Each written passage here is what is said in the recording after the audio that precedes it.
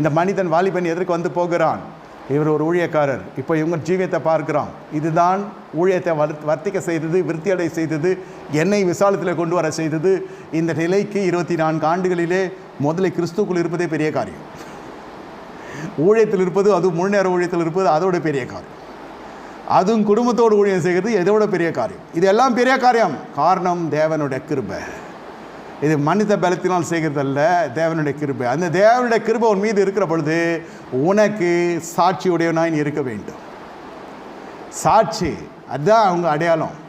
அந்த சாட்சியுடைய இருக்கிற பொழுது இந்த போவாஸுக்கும் இந்த ரூத்துக்கும் திருமணத்தை கர்த்தர் ஒழுங்கு பண்ணுகிறார்.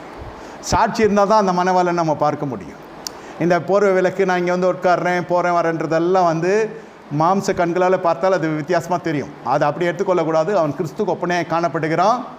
போவாஸ் என்பவன் என்ற மனுஷன் நாம் கிறிஸ்துவனுடைய